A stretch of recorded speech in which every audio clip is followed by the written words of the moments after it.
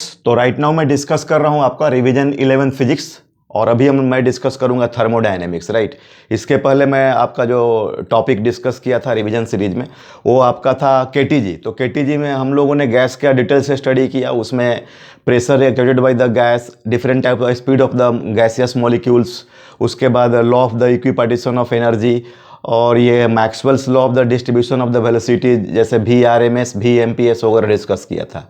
तो ये तो अभी हम लोग कर लिए हैं। अभी बेसिक हम लोग थर्मोडायनेमिक्स, तो थर्मोडायनेमिक्स में हमारा जो ये thermodynamic system, zeroth law, first law, आपका डिफरेंट थर्मोडायनेमिक प्रोसेस।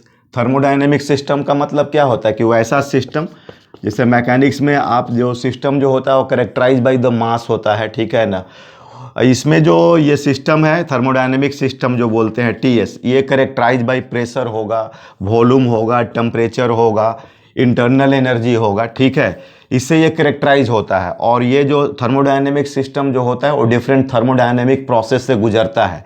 उसमें delta Q, delta U, delta W, ठीक है ना। ये heat transfer, delta U change in internal energy, delta W work done, ठीक है। थर्मोडायनेमिक प्रोसेस, इसका एग्जाम्पल क्या हो गया, आप एक सिलेंडर ले लो, ये ले लो आप पिस्टन, इसमें आप गैस ले लो, ठीक है। तो ये गैस क्या करता है, वर्क करता है, ठीक है ना। अगर ये आपका पिस्टन ऊपर जाता है तो चेंज इन वॉल्यूम हुआ और work done is equal to आपका PdW is equal to PdV होगा, राइट। और अगर आप ये पूरा PdV इसको इंटीग्रल फॉर्म में भी लिख सकते हो, ठीक है ना।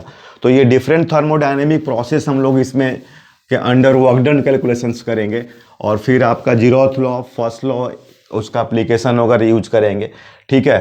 जैसे मान लो कि आपका ये आइसोबारिक प्रोसेस है, तो आइसोबारिक प्रोसेस में आपका क्या होगा, आइसोबारिक प्रोसेस में P कांस्टेंट होगा। P कांस्टेंट होने वाला है, मतलब ये जैसे कि आप ये पिस्टन है और इसमें आपका गैस भरा हुआ है और अगर ये पिस्टन स्लोली ऊपर जा रहा हो या स्लोली आपका नीचे आ रहा हो, ठीक है, तो ऑलमोस्ट मान के चलो आप, अगर ये स्लोली और अप एंड डाउन हो रहा है अगर ये पिस्टन, तो आप मान के चलो कि आपको प्रेशर ऑफ द गैस जो है ना ऑलमोस्ट प्रेशर ऑफ ATM के बराबर है। तो ये अपना कैसा प्रोसेस हो गया, आइसोबारिक प्रोसेस हो गया, ठीक है। ये हो गया आइसोबारिक प्रोसेस। तो इसमें आपका जो वर्क डन क्या होगा, आपको PdV होगा, या P बाहर हो गया DV, V initial to V final, तो PV final minus V initial, ठीक है। ये हो गया आपका वर्क डन।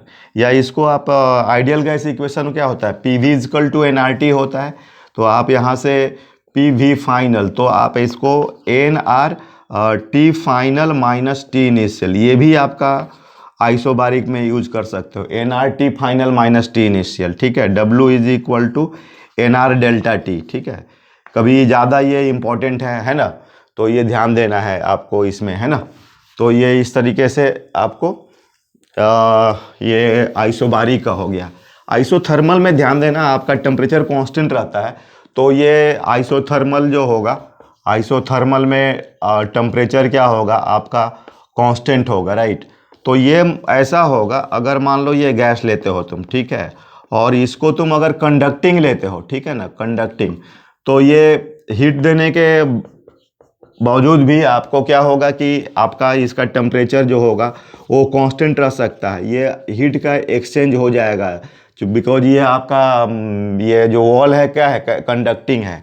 तो इस तरह से आपका इसमें W जो work done is equal to क्या होगा आपका PdV, तो P को लिख सकते हो nRT बाई VdV, ठीक है, V initial to V final, तो nRT आपका और ln V final minus ln, ये DV बाई V का तो ln हो जाएगा, तो ln V इनिशियल, और या तो nRT ln V final V initial. n क्या हुआ, नंबर ऑफ द मोल्स हो गया, ठीक है। n हो गया तुम्हारा नंबर ऑफ द मोल्स, आ रही बात समझ में। और इसको तुम ऐसा भी लिख सकते हो, T अगर कांस्टेंट है तो P final V final is equal to P initial V initial, तो अपन इसमें nRT ln P initial P final, ठीक है। ऐसे भी हम लोग ये डिस्कस कर सकते हैं। अब जैसे मान लो कि तुमको ऐसा है ना कि सपोज डैट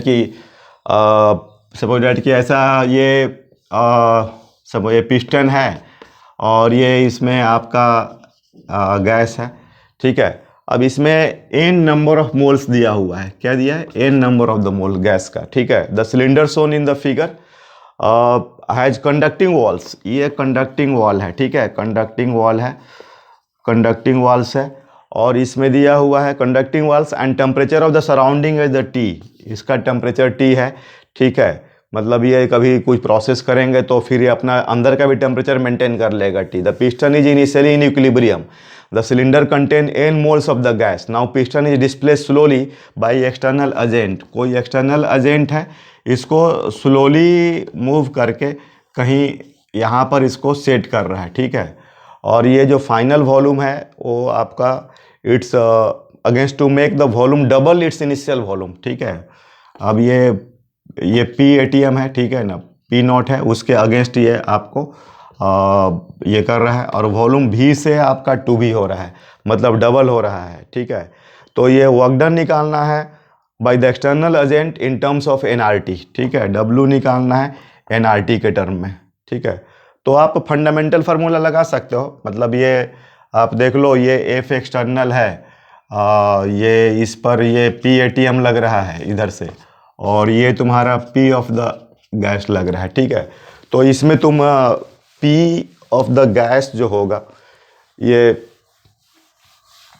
तो इधर F एक्सटर्नल खींच रहा है, और ये PATM है, और ये P ऑफ द गैस। तो P of the pressure of the gas जो मान लो कि ये P लेते हो, तो PA हो गया एरिया प्लस F एक्सटर्नल, चूँकि स्लोली जा रहा है पिस्टन, तो आप इसको F एक्सटर्नल तो PATM इंटू A लिख सकते हो, ठीक है। तो P of the gas is equal to PATM A minus F external, ठीक है। ये PATM A into minus F external and ये डिवाइडेड बाई A, तो प्रेशर ऑफ द गैस हो गया PATM minus F external divided by A हो जाएगा, ठीक है। तो ये हम लोग लिख सकते हैं, या F एक्सटर्नल अगर हमें निकालना हो, क्योंकि वर्क डन बाई अपन को क्या निकालना है, find the work done by external agent, तो प्रेशर ऑफ द गैस की नीड नहीं है, आप उससे F एक्सटर्नल, तो क्या हो जाएगा PATM A minus PA, right, A minus PA, ठीक है। अब इसमें निकाल लेते हैं वर्क डन, तो देखो इसमें कितना हो जाएगा वर्क डन, बोलो F एक्सटर्नल dx हो जाएगा, तो बोलो F एक्सटर्नल कितना आ गया PATM, ठीक है, A माइनस PA, और ये dx हो गया, ठीक है। इसमें कुछ लिमिट ले लो आप, 0 to D हो गया, तो ये तुम्हारा PATM A और D माइनस PAD, ठीक है। तो ये हो गया आपको। अब इसमें तुम्हारा क्या है कि P को, ये ध्यान देना, इसमें ये अपना क्या बोलते हैं dx, ये तो PATM, तो AD मतलब क्या हुआ आपका चेंज इन वॉल्यूम हो गया, तो ये PATM change in volume V से आपका 2V हुआ है, ठीक है। तो इसको हम लोग इसको क्या लिख सकते हैं, V नॉट लिख लेते हैं, ठीक है ना, चेंज इन वॉल्यूम मतलब V नॉट से कितना 2V नॉट, तो AD क्या है, चेंज इन वॉल्यूम हो गया, ठीक है। और ये जो है आपको मतलब ये PADX, अब इसमें प्रेशर के बारे में हमें कोई आइडिया नहीं है कि ये तो बस दिया है कि एक्सटर्नल एजेंट, हाँ, लेकिन यहाँ पर ध्यान देना है कि सराउंडिंग का टेम्परेचर क्या है, T है, और अपना गैस का जो सिलेंडर जो दिया हुआ उसका वॉल कैसा है, कंडक्टिंग है, तो ये आइसोथर्मल प्रोसेस हो जाएगा, ठीक है। तो ये ADX मतलब ये तुम इसको क्या बोलेंगे PADX, तो PDV हो गया, तो तुम इसको माइनस NRT V और DV, ठीक है, P के बदले NRT बाई V और DV, और लिमिट कितना V not to 2V not, ठीक है। तो PATM V नॉट और माइनस, ठीक है, PATM V नॉट माइनस ये NRT और LN क्या हो जाएगा आपका 2 हो जाएगा, राइट। PATM NRT, T क्या है आपका सराउंडिंग का टेम्परेचर है, तो इक्विलिब्रियम में आपका ये, ठीक है, और LN2, और PATM V को हम लोग क्या लिख सकते हैं, NRT लिख सकते हैं, ठीक है, क्योंकि इनिशियली हमारा दिया हुआ है कि piston initially is in equilibrium, ठीक है। तो PATM V नॉट को क्या लिख सकते हैं, एनआरटी। तो एनआरटी माइनस एनआरटी ln2, तो एनआरटी कॉमन हुआ 1 माइनस ln2, ठीक है। तो ये हो गया आपका आंसर 1 माइनस ln2। और इसको चाहो तो तुम ये वर्कंजी थ्योरम से भी सॉल्व कर सकते हो। जैसे स्लोली मूव कर रहा है ना, तो डेल्टा के क्या होगा, 0। तो वर्क डन क्या, gas plus work done PATM plus work done F external is equal to 0 minus 0, तो ये तो 0 हो जाएगा, ठीक है। तो ये NRT ln क्या हो जाएगा, 2V0 by V0 plus work done PATM। तो PATM तो इधर की तरफ लग रहा है और वो एक्सपैंड हो रहा है इधर, तो ये हो जाएगा माइनस PATM V0 हो जाएगा and plus work done F external is equal to 0। तो उधर NRT ln 2 माइनस इसको क्या लिख सकते हैं, NRT plus work done external, ठीक है, इज इक्वल टू 0। तो work done external is equal to NRT minus NRT ln2, तो NRT कॉमन 1 माइनस ln2, ठीक है। तो ये आपका हो गया ये, ठीक है ना। तो इस तरीके से हम लोग काम करते हैं इसमें। दूसरा है कि जैसे हमने बताया था कि आइसोबारिक में, तो आइसोबारिक में तुम्हारा वर्क डन क्या हो गया, P डेल्टा V हो गया या तो NR डेल्टा T हो गया। आइसोथर्मल में NRT ln V final V initial या NRT ln P initial P final, ठीक है। और ऐसे देखो इन जनरल देखो तो W is equal to PdV, तो ये क्या हुआ, area of the PV curve, area of the PV curve, ठीक है, area of the PV curve. जैसे ये आपका V है, ये P है, तो ये V इनिशियल है, ये V फाइनल है, तो इस तरीके से, ठीक है। इसका जो एरिया हो जाएगा, है ना। अब जैसे मान लो एक ऐसा प्रॉब्लम है, V है और ये P है, कुछ कर्व ऐसा दिया हुआ है। अब तुम अगर ये A से B के तरफ जा रहे हो तो वर्क डन जो है इंक्रीज डिक्रीज या कांस्टेंट, ऐसा कुछ क्वेश्चंस रहता है। You are going from A to B, तो देखो आप इसमें ध्यान देना कि वर्क डन अब यहाँ से लोगे, ठीक है। अब तुम मान लो यहाँ तक पहुँच रहे हो तो ये एरिया आएगा। अगर तुम यहाँ पर पहुँच रहे हो तो यह शुरू से एरिया लोगे ना। तो ऐसा क्या है कि ऐसा नहीं कि फर्स्ट डिक्रीजेज देन इंक्रीजेज, ऐसा भी एक ऑप्शन रहता है, तो ये नहीं होगा। कंटिन्यूसली क्या होगा, इंक्रीज होगा कंटिन्यूसली, राइट। ये कंटिन्यूसली इंक्रीज करेगा, ठीक है। तो ये ध्यान देना है। और इसमें उसके बाद ये आइसोथर्मल हो गया। आइसोकोरिक में क्या होगा, अगर ये पिस्टन फिक्स्ड है तो तुम्हारा V कांस्टेंट होगा, dV क्या होगा, 0 होगा, ठीक है। तो इसमें वर्क डन क्या होगा, 0 होगा। और एडियाबेटिक में ये नॉन कंडक्टिंग रहेगा, ठीक है। ये जो पिस्टन और ये इसका नॉन कंडक्टिंग वॉल होगा और इसमें तुम्हारा DQ 0 होगा, ठीक है, DQ 0 होगा। तो इसमें जो सब डिफरेंट टाइप्स का जो वर्क डन है, इसमें FLT लगा करके फर्स्ट लॉ ऑफ थर्मोडायनेमिक्स के हेल्प से, अभी इसको मैं डिटेल्स में डिस्कस करूंगा। ऐसे मैं भी बोला DQ is equal to DU plus DW, तो ये DQ 0 हुआ, ठीक है।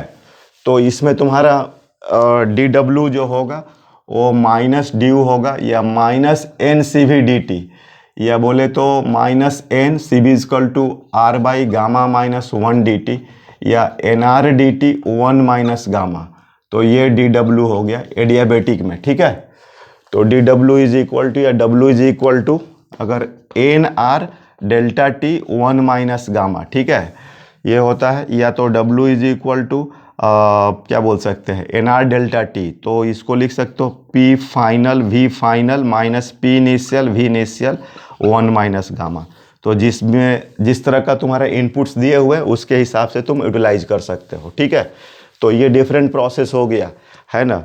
अभी मान लो कि मैं एक और भी क्वेश्चंस करता हूँ। जैसे कि आपको मान लो कि ये सिलेंडर है, ये पिस्टन है, इसका मास M दिया है, एरिया A दिया है, इसमें स्प्रिंग लगाया हुआ है, ये स्प्रिंग कांस्टेंट K है और नॉन कंडक्टिंग पिस्टन, ठीक है ना, ये नॉन कंडक्टिंग है, नॉन कंडक्टिंग, ठीक है, non conducting piston of mass M दिया है, area of the cross section A is placed on a non conducting cylinder as shown in the figure, temperature, spring constant, height, ये इसका height जो दिया हुआ है h दिया हुआ है, स्प्रिंग कांस्टेंट k है, और टेम्परेचर जो है इसका t है, ठीक है, और एरिया a दिया हुआ है, h हाइट इनिशियली, ठीक है। इनिशियली जो दिया है स्प्रिंग जो है रिलैक्स्ड है, स्प्रिंग जो है ये आपका रिलैक्स्ड है, ठीक है। Initially spring is relaxed. तो find the number of the moles, n निकालना है। और ये दिया हुआ कि work done by the gas, ये गैस जो है वर्क डन बाय गैस निकालना है। आपको to displace the piston by distance d when the gas is heated slowly.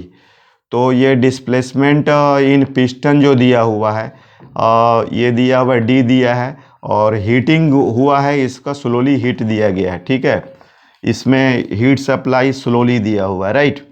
तो देखो इसमें तुमको पहले तो नंबर ऑफ मोल्स निकालना है। तो ये तो नंबर ऑफ मोल्स क्या होगा, इक्वेशन ऑफ स्टेट है ये। तो P V is equal to nRT लगा दो, right. P V is equal to nRT, तो P V is equal to nRT, तो n is equal to P V by R T. तो देखो ना, ये पी नॉट ए होगा, इधर एम जी आएगा, और प्रेशर ऑफ द गैस ये होगा। तो प्रेशर ऑफ द गैस क्या हो जाएगा, P naught plus M G by A, ठीक है, और वॉल्यूम हो जाएगा A by H into R T. आ रही बस समझ में। तो ये हमारा क्या बोलते हैं नंबर ऑफ मोल्स हो गया। एंड वो आपको निकालना है वर्क डन बाई गैस निकालना है। तो वर्क डन बाई गैस निकालने के लिए हम लोग क्या करेंगे, पहले उसका प्रेशर, ठीक है। तो प्रेशर जो होगा एट एनी इंस्टेंट पर आपका प्रेशर ऑफ द गैस जो होगा वो पी ए टी एम, ठीक है, P A T M plus M G by A and plus K X, ठीक है, आपका के x by A, right.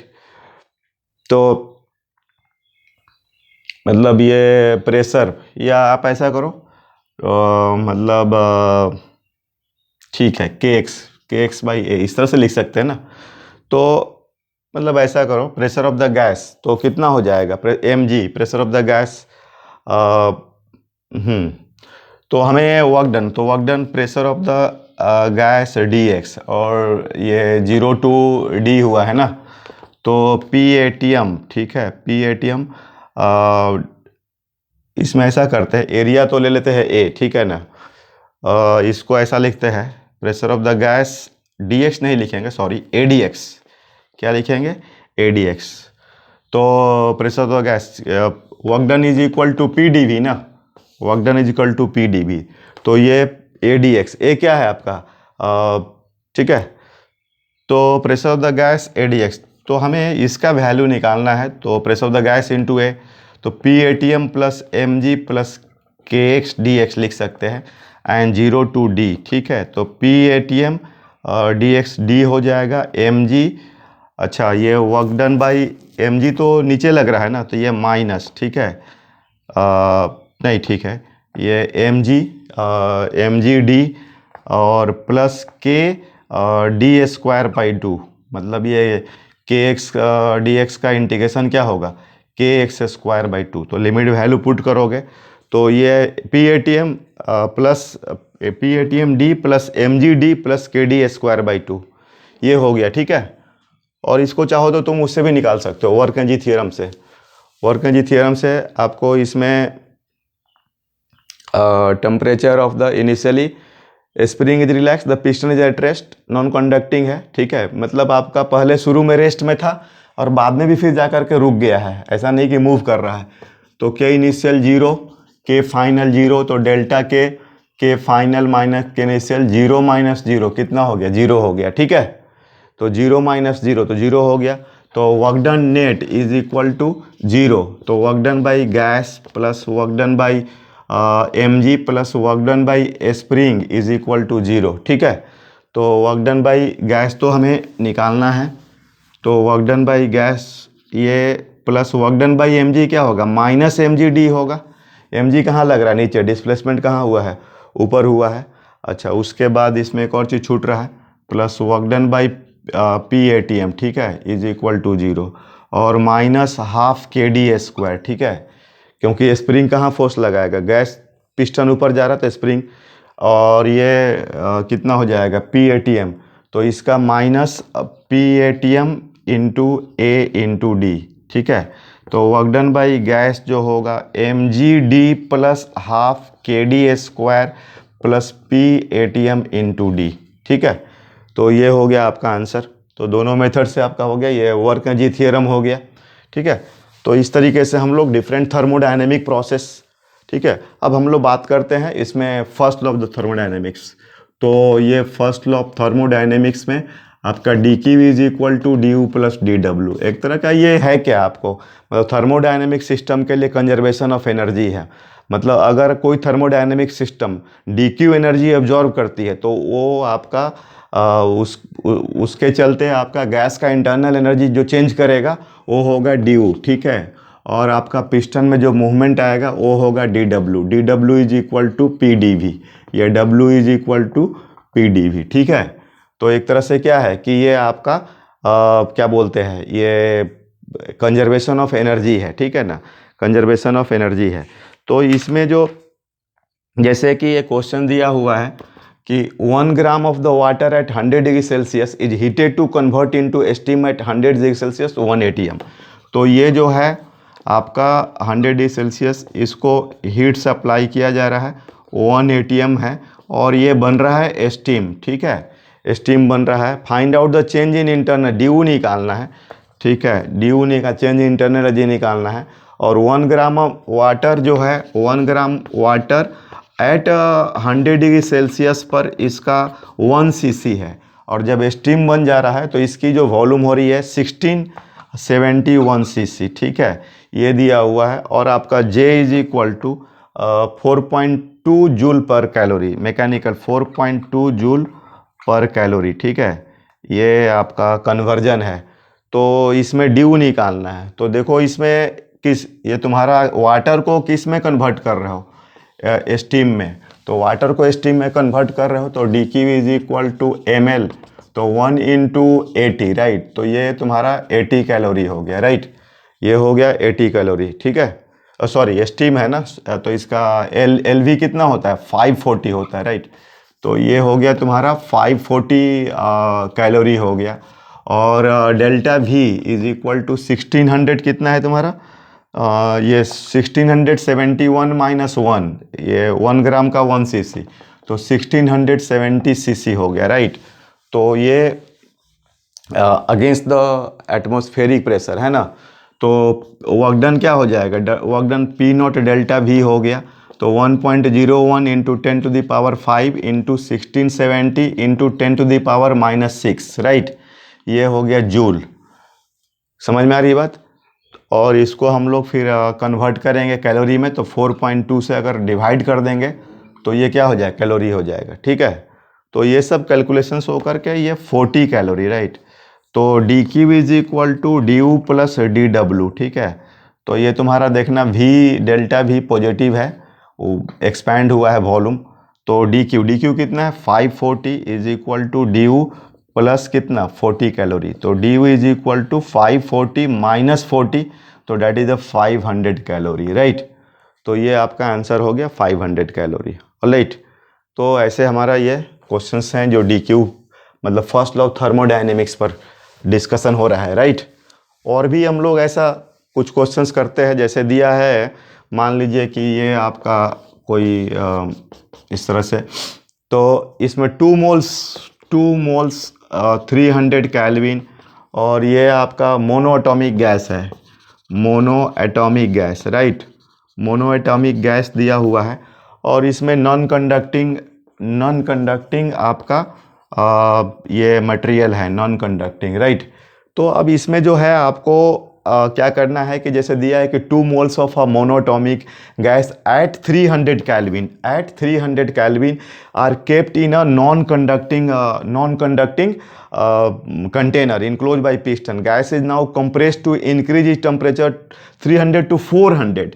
Compress किया जा रहा है अब 300 टू 400 केल्विन, ठीक है। और आर का जो वैल्यू दिया है 25/3 जूल पर मोल केल्विन दिया हुआ है, राइट। जूल पर मोल केल्विन दिया हुआ है। तो find the work done by the gas, work done निकालना है।